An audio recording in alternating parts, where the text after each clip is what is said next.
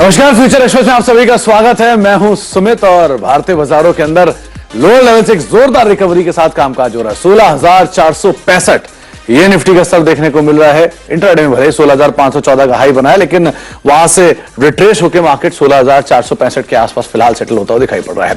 Lower level से एक बढ़िया मूव और बाजार ने एमपीसी के आउटकम को थम्स अप दिया। ऑलमोस्ट जो सभी बातें थी वो डिस्काउंटेड थी मार्केट्स में, और शायद उसी लिए मार्केट एक बढ़िया रिएक्शन देता हुआ दिखाई पड़ रहा है। 1% की बढ़त निफ्टी बैंक में है। 350 अंकों का उछाल निफ्टी बैंक में देखने को मिल रहा है, लेकिन आज भी mid cap small cap index उतनी तेजी के साथ कामकाज नहीं कर रहे हैं। Mid cap index more or less flat to positive side पर है, और स्मॉल कैप इंडेक्स भी करीब 1/4% की बढ़त के साथ अभी कामकाज करता हुआ दिखाई पड़ रहा है। लोअर लेवल से वापस मार्केट के अंदर एक अपमूव आता हुआ दिखाई पड़ रहा है। बढ़ने वाले शेयर 1650, गिरने वाले शेयर 1026 के आसपास, यानी कि अभी भी एडवांस डिक्लाइन जो है उसमें एडवांसेस का फेवर ज्यादा है डिक्लाइन से कंपैरिजन में। और अगर आप इसी को हीट मैप के जरिए देखेंगे तो वहां पर भी आपको दिखाई पड़ेगा कि शॉर्ट कवरिंग का जो ट्रेंड है वो ज्यादा दिखाई पड़ेगा आपको एफ&ओ साइड पर अनवाइंडिंग के कंपैरिजन में, इसीलिए बुलिश साइड पे सेंटीमेंट है। रफली 134 135 ऐसे फ्यूचर्स हैं जो कि तेजी के साथ कामकाज कर रहे हैं, और करीब 60 से 65 ऐसे फ्यूचर्स हैं जो कि बिकवाली के साथ कामकाज करते हुए दिखाई पड़ रहे हैं। तो बुलिश साइड पे ही आपको सो फार सेंटीमेंट दिखाई पड़ेगा एफ&ओ में एटलीस्ट। हमारे साथ राजेश पाल भी एक्सेस सिक्योरिटीज के मौजूद है, जिनसे हम बातचीत करेंगे मार्केट्स को लेकर। राजेश जी से उनकी इंडिविजुअल कॉल से भी चर्चा करेंगे, और कुछ ही देर में हमारे साथ श्री संजीव बजाज भी मौजूद होंगे, उनसे भी हम बातचीत करेंगे पॉलिसी को लेकर, उनके व्यूज को लेकर। अच्छा, सबसे पहले राजेश जी, मार्केट्स को लेकर आपका रुख रवैया क्या है? क्योंकि 16,400 के ऊपर शॉर्ट कवरिंग, लेकिन 16,500 की जो कॉल राइटिंग है वहां पर तेजी कैप्ड। तो अभी क्या करना चाहिए? क्या अभी नो ट्रेड जोन में है? लॉन्ग जाएं कंजर्वेटिवली? कैसे प्ले करना चाहिए मार्केट्स में? Good afternoon Sumit ji. तो बिल्कुल देखिए, मार्केट ने 16,400 के सपोर्ट को तो होल्ड कर लिया है। आरबीआई पॉलिसी के बाद भी जो मार्केट में एक डिप मिला था उसको रिकवर किया, तो हमें लगता है 16,400 यहाँ से स्टॉप लॉस रख के अभी भी लॉन्ग साइड का ट्रेड कैरी करना चाहिए, क्योंकि हमें लगता है कि 16,500 यहाँ से काफी नजदीक है, और जैसे ही वो लेवल क्रॉस होगा तो एक और यहाँ पे शॉर्ट कवरिंग का मूव कंटिन्यू होते हुए दिख सकता है। हम एक्सपेक्ट कर रहे हैं कि अगर 16,400 के लेवल अगर होल्ड होते हैं तो अपसाइड के टारगेट 16,550 16,600 की तरफ बढ़ते हुए दिख सकते हैं, क्योंकि अभी एक रेंज में ही हमें लगता है मार्केट ट्रेड करता हुआ दिखेगा। ब्रॉडरली अगर हम देखें तो 16,400 16,600 650 एक रेंज रहेगी, इसी में ट्रेड करता देखने को मिलेगा। तो अभी यहाँ पे बाय करने की सलाह 16,550 के टारगेट के लिए निफ्टी में खरीदारी कर सकते हैं। 16,550 के टारगेट्स के लिए आप निफ्टी में लॉन्ग साइड पोजीशन लेकर जा सकते हैं। आगे भी हम राजेश जी से बातचीत करेंगे इंडेक्स को लेकर, इंडिविजुअल कॉल्स को लेकर, लेकिन उससे पहले एक खास मेहमान हमारे साथ मौजूद हैं। हमारे साथ मिस्टर संजीव बजाज हैं, president CII and chairman and MD Bajaj Finserv limited के। संजीव सर नमस्कार, स्वागत है कार्यक्रम में। अनुमान भी लगाया जा रहा था कि 50 बेसिस पॉइंट के आसपास की बढ़ोतरी हो सकती है, और ये पहले भी गवर्नर साहब कह चुके हैं कि जिस तरह की इन्फ्लेशन की स्थितियां हैं, ये बाजार की ये नीड ऑफ द आवर है। तो क्या ये सिचुएशन यहीं तक रहेगी, या अभी भी इंटरेस्ट रेट सिनेरियो का जो ट्रेंड है इन्फ्लेशनरी कंसर्न को देखते हुए वो और बढ़ेगा? किस तरह का आपने आउटलुक रखा है, क्या आपका व्यू है? जैसे आपने बताया, ये 50 बेसिस पॉइंट इंक्रीज जो है ये एक्सपेक्टेड लाइंस पे थी, और इसके बावजूद अपनी जो इंटरेस्ट रेट्स है, रेपो रेट एट 4.9%, ये प्री पैंडेमिक से अभी भी कम है, करीब 25 बेसिस पॉइंट्स से कम है। महत्व की बात यह है कि आरबीआई गवर्नर ने बताया कि inflation control is going to be important, और हमें ये पता है कि कंज्यूमर इन्फ्लेशन में जो 2 मेन ड्राइवर्स है, ये फूड प्राइसेस और फ्यूल प्राइसेस है। नॉर्मल मॉनसून की फोरकास्ट तब तक है, and let us hope that is correct, जैसे कि food prices start coming down. Government ने भी काफी स्टेप्स लिए हैं, from allowing duty free imports of palm oil to controlling wheat, so that on the ground common man को relief मिले। ये सब अगर हम साथ में देखें तो let us hope that it brings inflation back under control, जो आरबीआई की लिमिट है। और इसके बावजूद जो आरबीआई ग्रोथ के बारे में फोरकास्ट कर रही है, 7.2% growth is a very strong growth. It will still make us the fastest growing large economy in the world. लेकिन महत्व की ये बात है कि हमारी थर्ड और फोर्थ क्वार्टर में जो जीडीपी ग्रोथ फोरकास्ट की गई है, this starts coming down to 4.2%. और हमें ये देखना है कि what can we do between government and private sector at this point of time, जैसे कि थर्ड फोर्थ क्वार्टर तक आए, उसके बियॉन्ड हमारी ग्रोथ फिर से अच्छी तरह से बढ़ने लगे। और इसका मेन यही होगा कि आज जो एक्शन लिया गया है ये इन्फ्लेशन को रीजनेबल कंट्रोल में लाए। संजीव सर, क्योंकि आप इंडस्ट्री को बहुत बेहतर समझते हैं और ये पूरा क्वार्टर या ये पूरा सिनेरियो जो हाल फिलहाल में गया है, इसमें बहुत टाइट रोप थी, एक तरफ राइजिंग इनपुट कॉस्ट का और दूसरी तरफ डिक्लाइनिंग डिमांड का। इसके बीच में मैनेज करना था कैसे कंपनियां अपनी वॉल्यूम ग्रोथ को सपोर्ट करती हैं या फिर राइजिंग इनपुट कॉस्ट से अपने मार्जिन को सपोर्ट करती हैं। तो ये सिचुएशन सिनेरियो ये क्वार्टर, 2 क्वार्टर, 3 क्वार्टर कब तक आपको लगता है कि थोड़ा सा ईज आउट होगा? क्या मानसून के बाद सिचुएशन बदलेगी? लास्ट 2-3 क्वार्टर्स में हम ऑन द ग्राउंड डिमांड काफी स्ट्रांग देख रहे हैं। रूरल डिमांड थोड़ी नरम हो गई थी, but we are starting to see pickup in that as well, and urban demand continues to be strong. Naturally, this can change depending on inflation, but as of now, that looks strong. And iske karan, we are starting to see the start of a new private capex cycle. Commodities mein or chemicals mein shuru mein we saw new investment. After that, in real estate and housing, we are seeing this in logistics sector as well. CII ने recently हमारे main members के साथ एक सर्वे किया था जहां 50% and more members had already started on a new capex cycle and another 25% were likely to in the next 2 quarters. So as of now, I think we are well poised as long as we can keep inflation in control. And I do know that some of this is beyond our control because it is global inflation. जो हमारी control में रहे वो continue करे, जैसे कि हमारी domestic growth continue रहे, ease of doing business, continue focusing on that, so that exports from the records of last year, we get a new record this year. Government की continued investment in infrastructure capex जो government ने कहा है कि they will continue doing, ये सब अगर करे, then we should be able to see a reasonable amount of growth. And then it is for each sector and each corporate to decide कि कितना pricing pass on करे to protect margin, कितना margin expansion growth के through. अच्छा Sanjeev sir, एक और सवाल, क्योंकि जो इंटरेस्ट रेट सिनेरियो हम अब से 6 महीने पहले देख रहे थे वो अनरियलिस्टिक था, वो रियलिस्टिक सिचुएशन नहीं थी, लेकिन अब जो सिचुएशन बन रही है वो वापस back to realistic situation side पर हम जा रहे हैं। कौन सा जोन ऐसा है जो आपको लगता है कि हाँ एक कंफर्टेबल जोन है, यहां तक इंटरेस्ट रेट सिनेरियो को कॉर्पोरेट वर्ल्ड भी झेल सकता है, आम आदमी पे इंपैक्ट आएगा लेकिन बहुत नहीं आएगा? तो कहां पर आपका जो एस्टिमेट है वो कहता है कि आप कहां तक जाते हुए देख रहे हैं ब्याज दरों को आने वाले समय में? तो हमारे हिसाब से we still have 25 basis point before we get to pre-pandemic level. तो उतनी additional headroom है, and let us hope in that period of time जो inflation है ये RBI के range में आ जाती है, because that would still be very attractive interest rates to build capex for the future.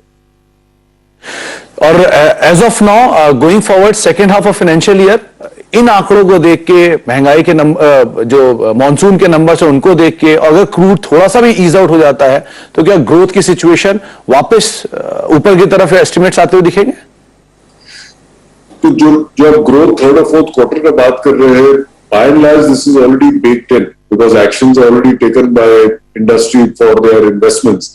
But जैसे आप कंटिन्यूड डिमांड ग्रोथ देखें on the ground, what and inflation stays in control as you are also hoping, okay, next few quarters में then we should start seeing growth picking up from the 4% odd growth that RBI is projecting.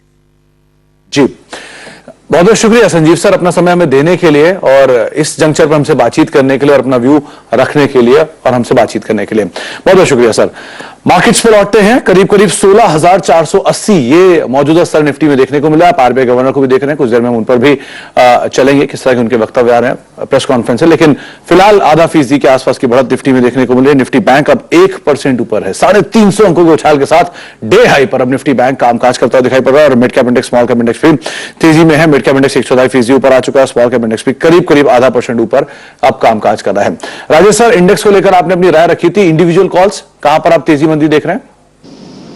तो सुमित जी, जो पहला stock यहाँ पे attractive लग रहा है वो है HDFC AMC का। स्टॉक में काफी बड़े करेक्शन के बाद लोअर साइड से एक अच्छा रिकवरी के साइन यहाँ पे बनते हुए दिख रहे हैं। हमें लगता है HDFC AMC फ्यूचर को यहाँ पे बाय करना चाहिए। 1869 के आसपास अभी ट्रेड कर रहा है, इसमें हम एक्सपेक्ट कर रहे हैं टारगेट आना चाहिए करीब 1920 से 1930 तक के। 1845 का स्टॉप लॉस रख के बाय किया जा सकता है। जो दूसरा स्टॉक अट्रैक्टिव लग रहा है वो एक इंडस टावर का। इंडस टावर का अगर हम वीकली सेटअप देखें तो स्टॉक एक डाउन स्लोपिंग चैनल में ट्रेवल करते हुए दिख रहा था और उसका एक रिवर्सल यहाँ पे ब्रेकआउट बनते हुए दिख रहा है। जिस तरीके के कल के सेशन में भी ये अच्छा एडिशन यहाँ पे बना था, आज फॉलो अप बाइंग है। हमें लगता है इंडस टावर यहाँ पे एक अच्छा अप मूव कंटिन्यू करते हुए दिख सकता है। 215 के टारगेट के लिए बाय किया जा सकता है। 203 का स्टॉप लॉस रखेंगे। और तीसरा स्टॉक है डिफेंस रिलेटेड बीईएल पे हमारा यहाँ पे बुलिश व्यू है। एक कंटिन्यूटी बनी हुई है अप ट्रेंड की बीईएल में, और जिस तरीके से पिछले 2-3 दिनों से एक नैरो रेंज में कंसोलिडेशन है, आज अच्छा बाइंग का मूव बनते हुए दिख रहा है और स्टॉक अपने एक मल्टीपल रेजिस्टेंस जोन के आसपास ट्रेड करते हुए दिख रहा है। तो हमें लगता है जिस तरीके के एक स्ट्रॉन्ग अप ट्रेंड यहाँ पे बनते हुए दिखे, ये स्टॉक में एक ब्रेकआउट यहाँ पे होते हुए दिखना चाहिए। 260 से 263 तक की अपसाइड के टारगेट हम एक्सपेक्ट कर रहे हैं बीईएल में। स्टॉप लॉस रखेंगे करीब 243 का। पहला नाम एचडीएफसी एएमसी, पिछले महीने यानी मई के महीने में मासिव सेल ऑफ स्टॉक में देखने को मिला था। ये वहां से पुल बैक है। 1845 का स्टॉप लॉस और 1920 के टारगेट से लेकर खरीदारी करेंगे। 1930 का दूसरा टारगेट रहेगा। और इंडस टावर कल भी बढ़िया मोमेंटम में था। 215 रुपए के टारगट्स के लिए आप खरीदारी कर सकते हैं। 203 का स्टॉप लॉस यहां पर मेंटेन करेंगे। और साथ साथ बीईएल जहां पर आप 260 रुपए के टारगेट से लेकर खरीदारी कर सकते हैं। 263 ये दूसरा टारगेट रहेगा। 243 रुपए का स्टॉप लॉस यहां पर मेंटेन कर सकते हैं। राजेश जी, एक बढ़िया मूव है सीमेंट में। जेके सीमेंट, डालमिया भारत दोनों ही शॉर्ट कवरिंग के कैंडिडेट हैं और जेके सीमेंट में प्रमोटर की तरफ से बाइंग ये इंडिकेट कर रही है कि शायद ये जोन्स हैं जहां से एक बढ़िया शॉर्ट कवरिंग ट्रिगर कर सकती थी। तो क्या करना चाहिए इन दोनों स्टॉक्स में? तो देखिए, जेके सीमेंट में एक करेक्शन का दौर चल रहा था। आज पहला रिवर्सल यहाँ पे बनते हुए दिख रहा है। जिस तरीके से स्टॉक में आज एक्शन है, हमें लगता है अगर ये स्टॉक 2180 के ऊपर सस्टेन करने में कामयाब होगा तो थोड़ा और पुल बैक कंटिन्यू होते दिख सकता है। 2220 2240 तक की अपसाइड आते हुए दिख सकती। तो काफी ओवरसोल्ड जोन से स्टॉक में एक पुल बैक बना है। तो जिनके पास पोजीशन है या करंट लेवल पे बाय कर रहे हैं, 2135 का स्टॉप लॉस रखे। 2200 2220 के अपसाइड के टारगेट के लिए। सेम अगर हम डालमिया भारत में भी देखें तो वो स्टॉक में भी एक अच्छा मोमेंटम बना है। जिस तरीके से इसमें आज रिकवरी बनी है लोअर साइड से, स्टॉक अगर आज के सेशन में 1310 के लेवल को सरपास करता है तो हमें लगता है फिर अपवर्ड मोमेंटम 1350 की तरफ भी बढ़ते हुए दिखेगा। तो इसमें एक स्ट्रिक्ट स्टॉप लॉस फॉलो करें करीब 1270 का, और इसमें भी पोजीशन को कैरी किया जा सकता है 1310 के टारगेट के लिए। तो दोनों ही सीमेंट स्पेस के शेयरों में आप पोजीशन तो कैरी कर सकते हैं, लेकिन 2180 के ऊपर जेके सीमेंट की सिचुएशन ज्यादा बेटर होते हुए दिखाई पड़ेगी। हालांकि 4% की एक जोरदार तेजी यहां पर लोअर लेवल से देखने को मिल रही है। एक ब्रेक का वक्त हो गया, ब्रेक के बाद लौटेंगे और आगे भी हम बातचीत करते रहेंगे राजेश जी से। उनके एक सस्ते ऑप्शन को लेकर चर्चा करेंगे और आरबीआई की प्रेस कॉन्फ्रेंस में भी हम कुछ ही देर में चलेंगे। एक ब्रेक के उस पार।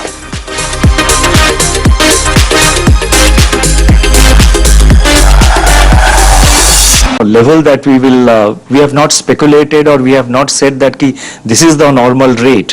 All normal rate meaning the policy rate. All that we have said is that when the overnight rates are in alignment with the repo rate. Even currently the overnight rates are below the current rate. They are below the repo rate. They are closer to the SDF rate.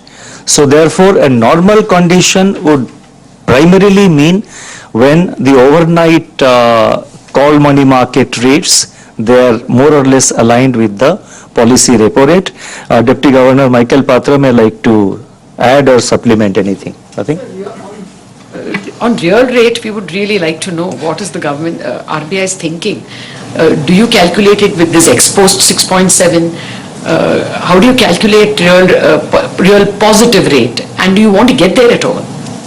Would you like to take that question?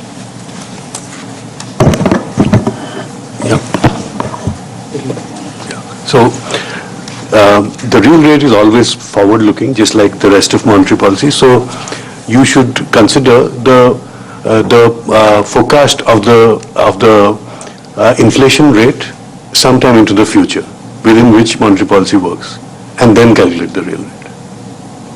But you're not given as a Q1 number. You're not given as a 12-month forward number. Do you have any for FY24 first half at least? No, you have the Q4 number, and from the monetary policy report, you have the 23-24 numbers. Yeah, but as Governor mentioned, you will have to feel your way. It's a very dynamic situation, and we'll have to, see how the future evolves. Thank you, sirs. I'll move on to Mr. Govardhan Rangan from Economic Times.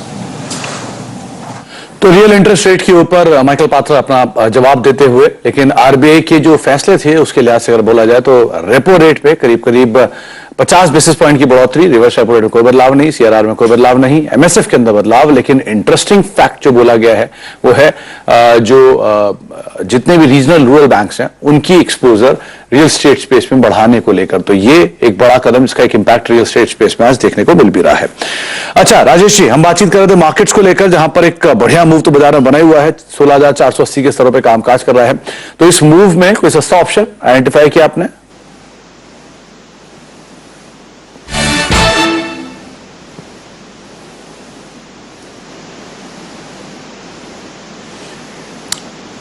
Rajesh sir, आपका जो system है वो mute है, उसे unmute करिए।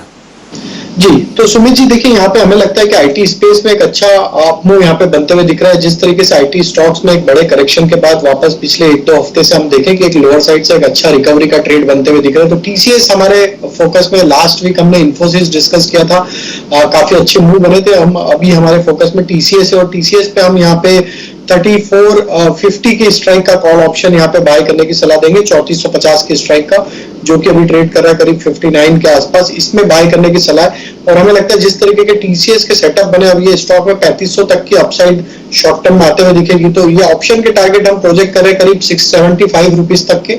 Stop loss रखेंगे हम करीब 50 रुपए का। तो टीसीएस की 3450 की स्ट्राइक का कॉल ऑप्शन बाय करने की सलाह है, ऑप्शन ट्रेड।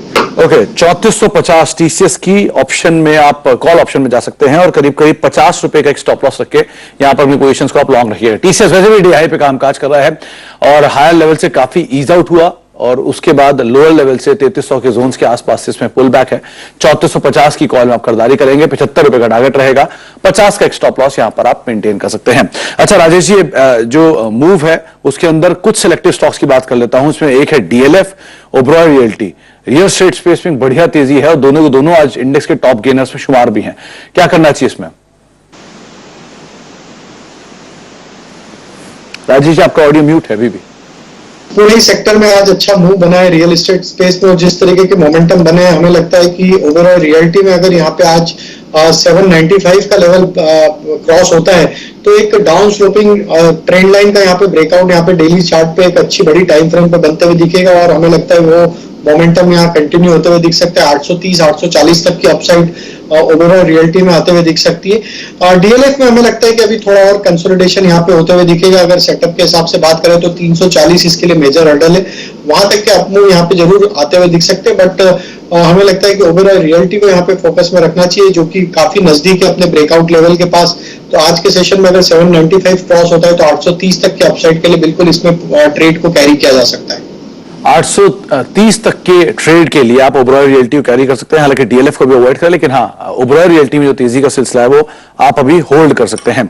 अच्छा, 2-3 नाम और। एक चोलामंडलम फाइनेंस, करीब 4.5% की तेजी यहां पर देखने को मिली। इनफैक्ट एनबीएफसी में ही पूरे बाइंग है। इंडिया बुल्स हाउसिंग के अंदर खरीदारी है, चोलामंडलम के अंदर खरीदारी देखने को मिली, मैक्स फाइनेंशियल भी आज मूव में है, श्रीराम ट्रांसपोर्ट में खरीदारी है। इनमें से कोई नाम?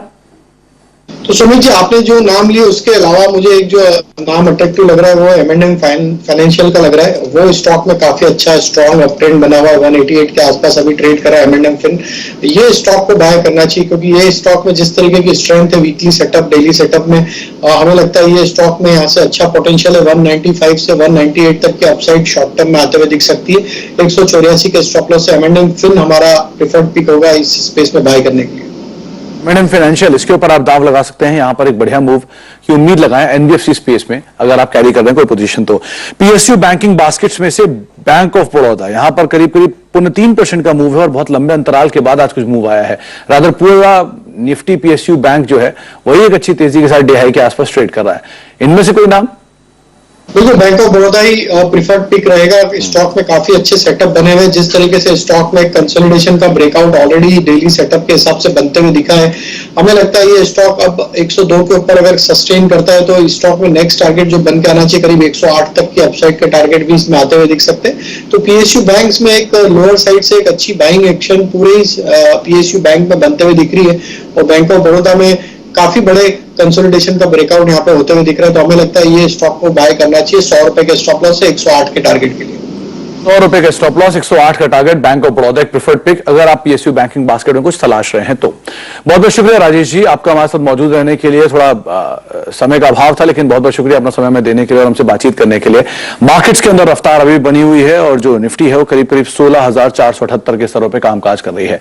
सेकेंड हाफ क्रूशियल रहेगा क्योंकि बहुत सारे negative news flows already discounted हैं और मार्केट ने लोअर लेवल से एक अच्छा पुल बैक भी लिया, तो सेकंड हाफ काफी क्रूशियल रहने वाला है।